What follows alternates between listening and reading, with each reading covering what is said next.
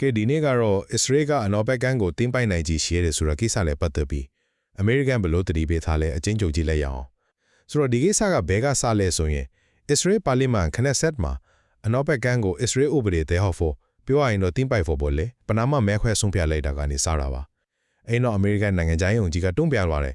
အခုလိုဒေတာရင်းတင်းမမှုတွေမြင့်နေချိန်ဂါဇာပိအေအေစူးစမ်းနေချိန်မှာဒီလိုဖယ်လာတာကတော့အရေးကြီးနေပါတယ်ကဲပထမအချက်အမေရိကန်နိုင်ငံသားယုံကြီးမာကိုရူဘီယိုကပြက်သားတတိပေးပါတယ်အနောက်ဘက်ကန်ကိုတင်းပိုင်မယ်ဘလို့ခြေလမ်းမျိုးကိုမှမလုပ်ဖို့ပေါ့ဒါဟာနိုင်ချိုင်းကိုချင်းချောက်ပြီးအကျိုးမရှိဘူးလို့သူကပြောတယ်အမေရိကန်တော့ဒါဟာလုံးဝလက်မခံနိုင်တဲ့ red line ပဲဖြစ်တယ်ဆိုတာပါပဲဒုတိယအချက်ခနက်ဆက်ကဒီလိုပနာမမဲခွဲလိုက်တာကဝန်ကြီးချုပ်နီရန်ရဖို့ကတော့အတော်လေးအရှက်ရစရာဖြစ်သွားတယ်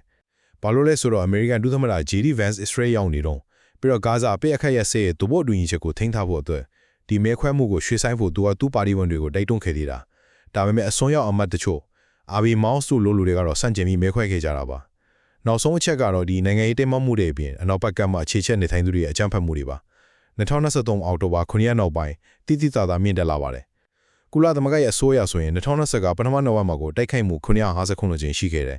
ပါလက်စတိုင်းသားအထောင်ကျော်အသက်ခံရပြီးထောင်ထဲကြီးအဓမ္မရွှေပြောင်းကန်ခဲ့တယ်လို့ဆိုပါတယ်ရူဘီယိုကလည်းဒီအကြမ်းဖက်မှုတွေကအခြေအနေကိုပိုပြီးမတည်မငြိမ်ဖြစ်စေနိုင်တယ်လို့ဆိုရင်ကြောင်းပြောထားပါတယ်အချို့ပြောရရင်တော့အစ္စရေးအနောက်ဘက်ကမောင်ရီမန်းချစ်တွေနဲ့အမေရိကန်ရဲ့တားဆီးမှုတွေကြားကဒီပြီးပါကဟာဒေတာရင်းငင်းချင်းရဲ့အနာဂတ်ကအရေးပါတဲ့အခြေအနေတွေဖြစ်လာနေပါတယ်